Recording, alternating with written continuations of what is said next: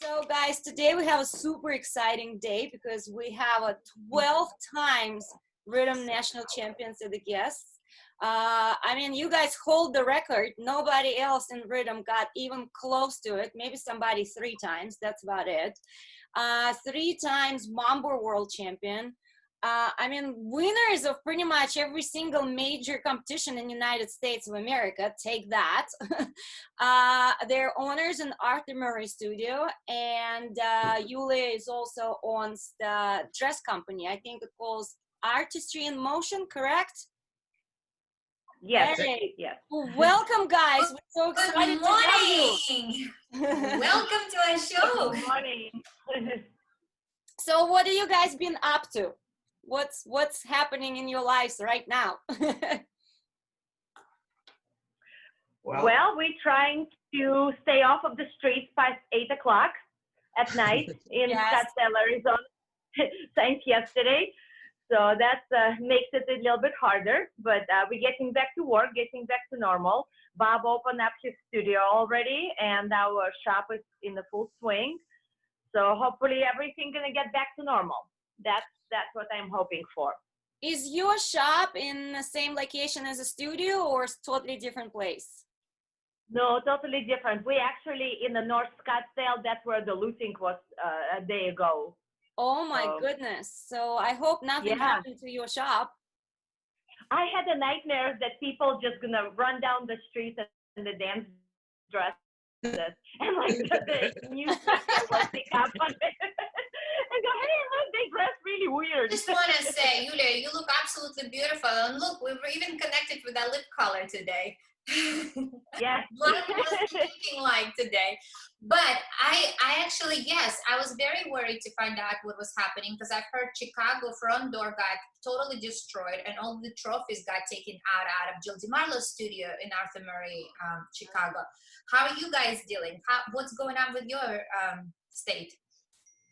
We're okay so far. My studio is good. I have cameras all around it, so I was checking in last night and everything looked good. So we're kind of in a obscure area. I mean, not main Phoenix or main Scottsdale. So Bob, are you guys starting to teach virtual lessons? What are you guys doing? Yeah, we were teaching about 13, 14 lessons a week virtually, but the studio's opened back up and we're up to maybe 50 lessons this week. So slowly it's coming back. I'm anticipating 50% of the people will come back. At least that's what it kind of feels like. So my question to both of you is going to be, considering that you teach professionals and we know how great and most of them become champions all around the world now, considering that it's, open to the world, American Rhythm. What is the difference that you guys teach between pros and pro-am? What would you advise to younger generation or the teachers? How should they separate two and what would be the criteria? Well, no, I haven't taught probably in the last 5 years. So I stayed really focused on the dresses, but I will let Bob answer your question. I mean, pro-am, it just depends on the level and what they want to accomplish. I mean, for some people, I think it's just as important to win a championship as it is to a professional. It means everything as much to them. And for those people, you try and give them as much as you can based on their ability and age and what they can and cannot do. And then professionals, you try and show them that there is no limit, that how hard people work today. I think every year it gets harder and harder. Pros get better and better. They're more serious. They're more athletes. And if they want to compete, they have to be at a super high level. So I kind of know little secrets that you guys have, but can you share what made you 12 times world champions? That's a good question, right? Our secret? Yes. Don't stop. Just go until you need to have a surgery.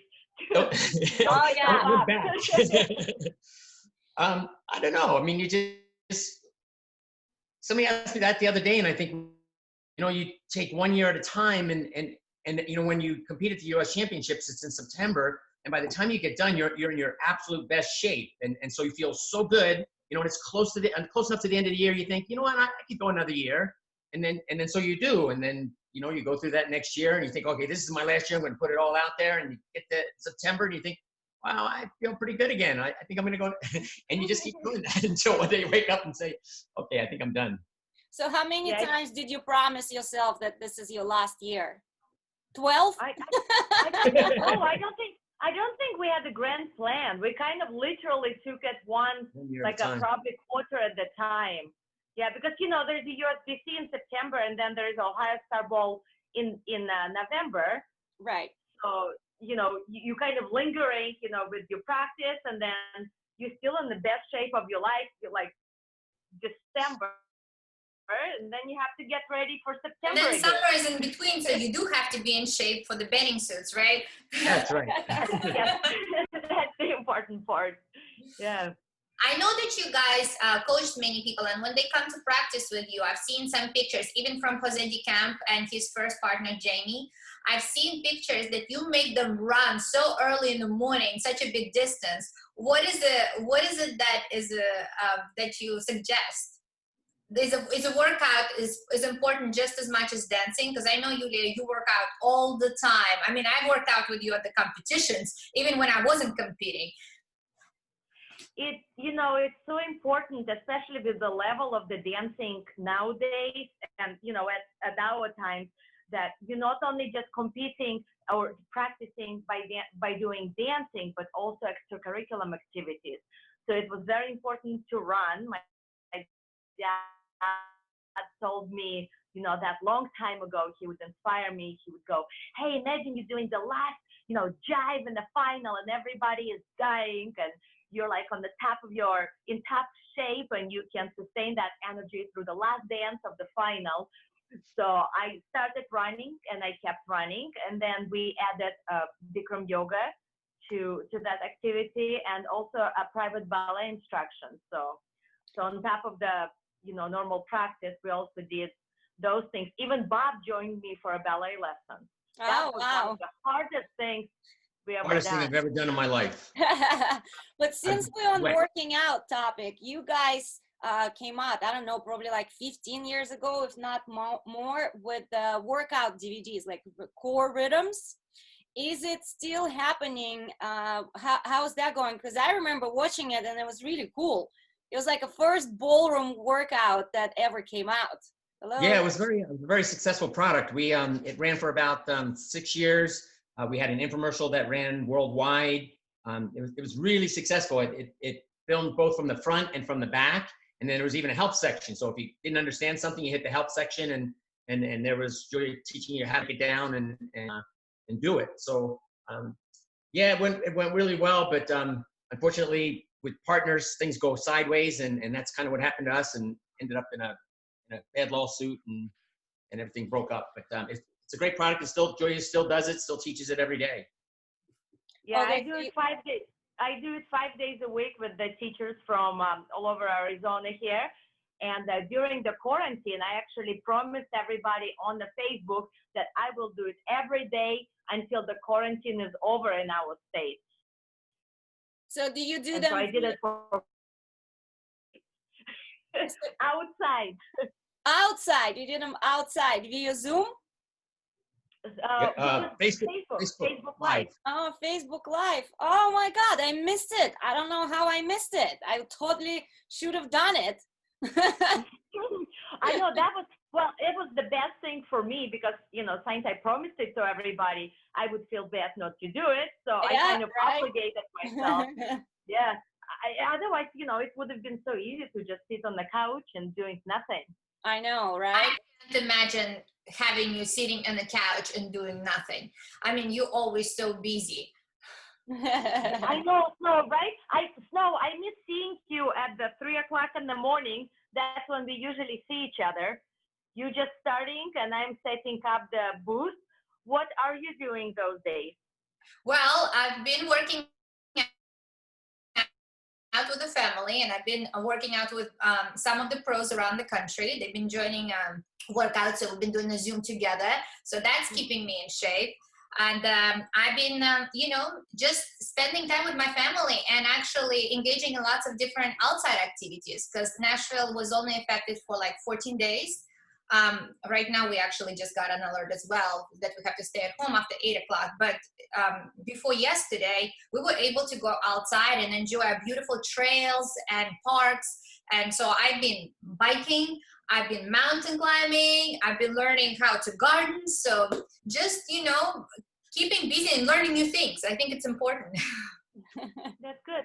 Lena, how about you? What have you been doing during the quarantine? And no, we started this project because we were all home, and I talked about the dance talk with the girls a while ago, and they're like, oh, she's too busy, I don't know if we can do it.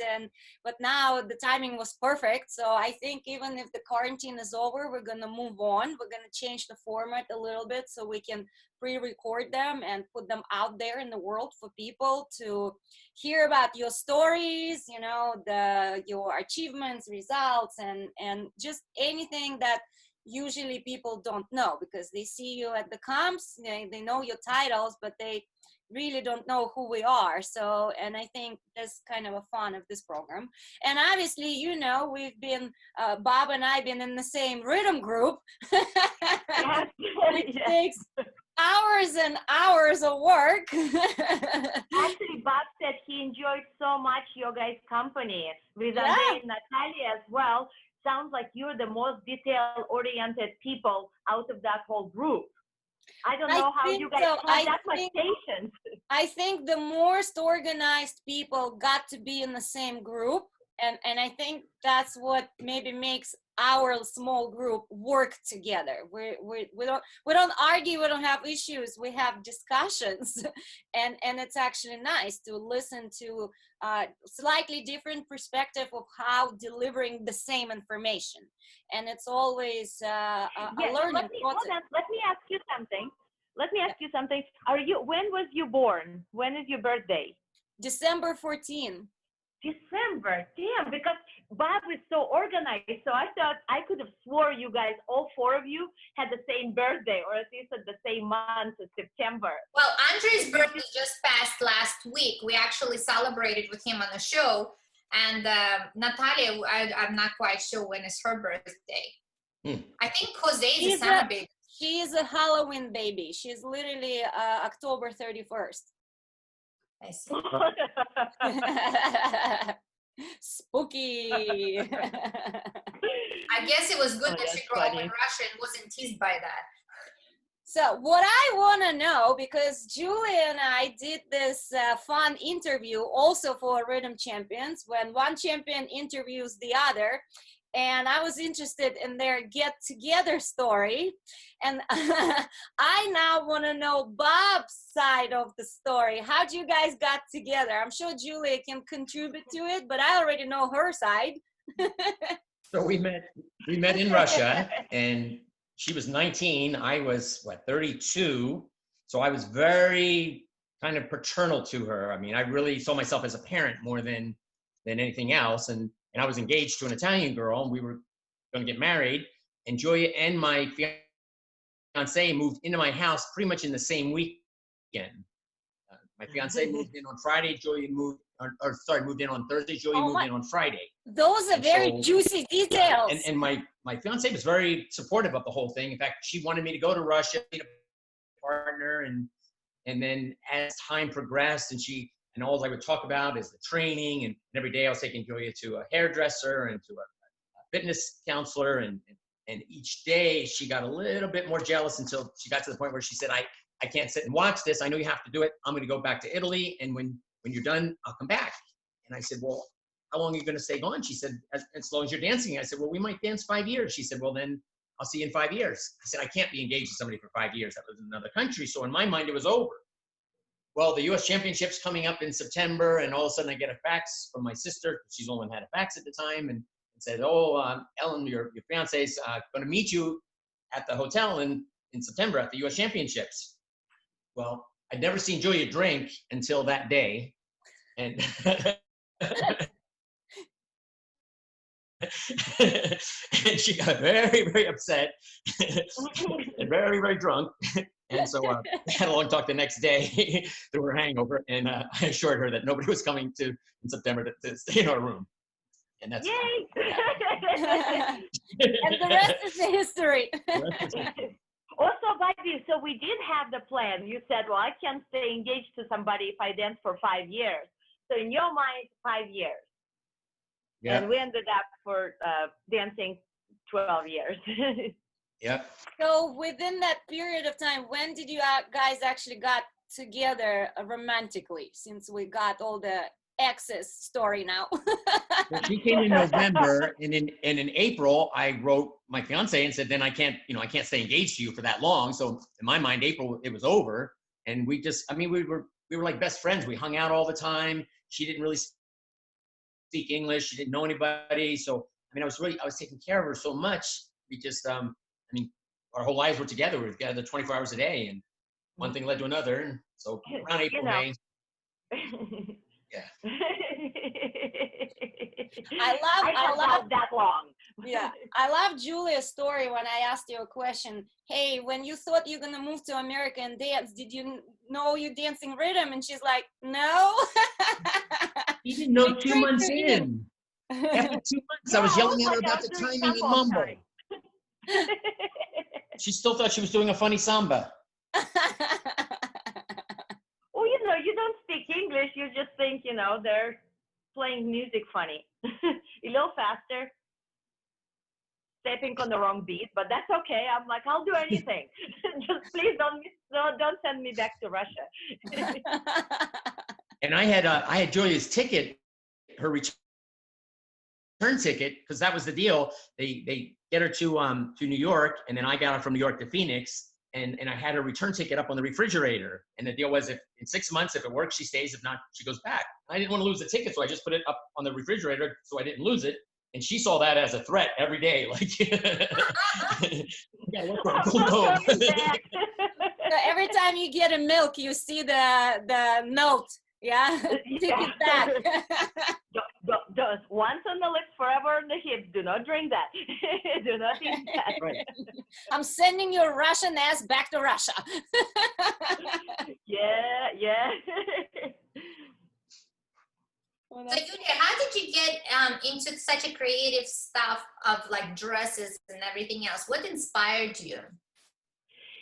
I always, in Russia, we always had to create our own costumes. So you kind of start up doing that. And then once we trained, when I came here, I always designed my own dresses. Actually, Rick Valenzuela did help us with looks. But then, you kind of take it over, and we was helping couples who we was training at the time to design a look. And then my parents came to America in 1996, and they didn't speak English. My mom used to teach ballroom dancing in Russia, and I said, it's completely different system here, pro-am system. I don't want you to be teaching. So she said, okay, let me do it. So she would make me a dress. I would sell a dress. I would give her the money, and so on. And that's kind of how the business started at her home. And then I realized that we do need help. So we hired few people, and they would come to my mom's house, and my dad would feed them because he thought it was guests. He kept feeding them, blichiki and pancakes, and, they, no, Papuri. I said, this is work.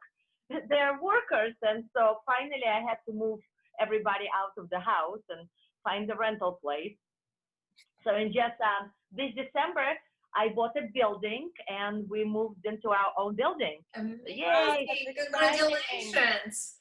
That is so awesome. Yeah, when she worked for the studio, she couldn't sell a lesson, right? But then she brings her mother over, and now it's a matter of supporting her mother. All of a sudden, she figures out how to sell dresses. Well, that's a whole different business. Yeah. Well, Well, I think she was very smart, Bob. Don't you think so? One lesson, now, yeah. one dress, same amount of time. Yeah, now, yes. Her profit margin is much better than mine.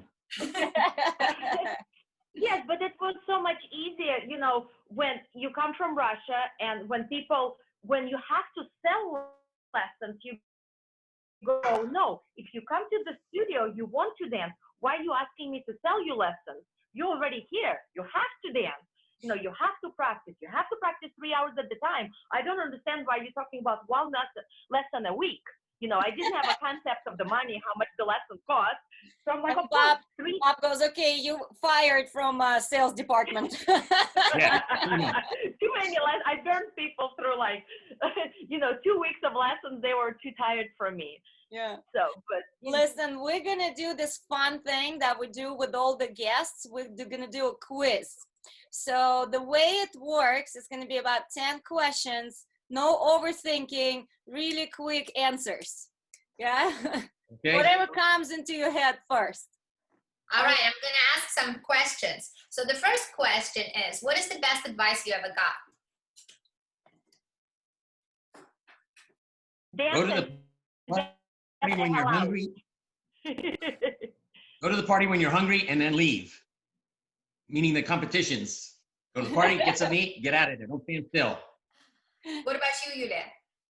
Same thing. That was the best advice from Rick Valenzuela. Dance the competition and get the hell out of there. Don't listen to anybody. Describe yourself in 3 words. Go ahead. There you go. Hardworking, caring, honest. Short, blunt. I can put a lot of hours into a practice. One thing that people do that drives you absolutely crazy. Oh, you know what I hate? When we used to teach and you go to the studio and professionals come to you for a lesson and they go, we haven't practiced in 3 months, but we want a new bolero routine. Oh, I can wring their neck. Or you finish a lesson and you've told them exactly what they need to work on, and at the end of the lesson they say, so what do I need to work on? Yes, that too. Oh my God, yes. What is your hidden talent? Say it again. What is your hidden talent or useful talent? Or the talent that you don't use? Ooh, okay. I do not have any. I don't have anything up my sleeve anymore. During the quarantine, I pulled out everything I got. Hidden talents? Organization. Oh, yeah, he's very organized. If you had to play in a movie, what role would you choose? Ooh, I love the Angelina Jolie, where she climbs everywhere. Very, something very athletic, something like that. Tomb Raider, something like this. No surprise for me. Why would it not be athletic? I don't know. I totally see you with that blonde Marilyn Monroe role or something. Oh, I can't, I can't act. I just can't act. I would rather do something athletic with the body. I was trying to do the TikTok video, the white, and you have to act a little bit. And man, I'm so bad at that. Well, I really like your TikTok when you did what Latin dancers do in smooth dresses. Oh, yeah. That was fun. Okay. What about you, Bob? Comedy. So I was going to say Brad Pitt in that movie with Angelina Jolie when they were the husband and wife, Mr. and Mrs. Smith. Yes. Oh Yeah. Then they get to have sex in the bus. In the mess. Yes. Perfect. We should guys reenact that scene. Okay. If you can't sleep at night, I know what you're going to be doing, but what do you usually do? Watch TV. If I can't sleep at night, I watch TV. Same. What do you guys like to watch? I watch Seinfeld. Well, that's to go to sleep, but not like serious. No, lately we're on Last Kingdom. Viking movies. Viking. I love Viking movies. I like that one too. What is your favorite part of the body? Body. Wow, that is. Of my body or in body in general? Your body. My body. The fake ponytail at this point. I really enjoyed that today. Favorite part of Bobby? the favorite part of your own body? Yes. Okay, It's all about self-love. I guess I have to say my stomach that it's not. It's kind of flat. What are you afraid of? Wow, those are difficult questions. My biggest fear would be financial bankruptcy. Like that's always been my biggest fear, not having money. That's a good one. Biggest fear is, Go ahead, Julie. My biggest fear is fat. Okay. What would it be your dream vacation? We actually just had it for 9 weeks. It was beautiful. At home with Bob Staycation. and the doodles. I loved it. I have to agree. Right? That's nice. Yeah, that was very nice. We don't really like going anywhere. Mine would be in Santorini or somewhere on the Amalfi Coast. I love mountains and I love ocean, and to have those two together is just a dream to me. If you had a magic wand, what would you change about each other? About each other. Wow, the chat. Oh man. No, are you trying to get divorced?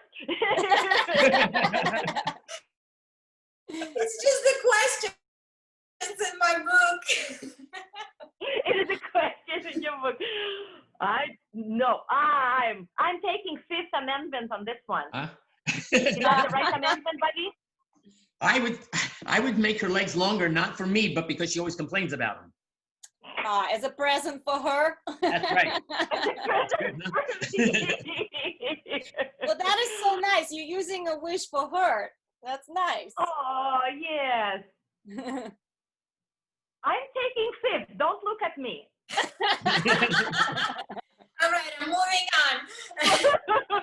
What is the most extreme thing you guys ever done besides winning the 12 times United States championships? Most extreme, like dangerous, or? Yeah. Sure.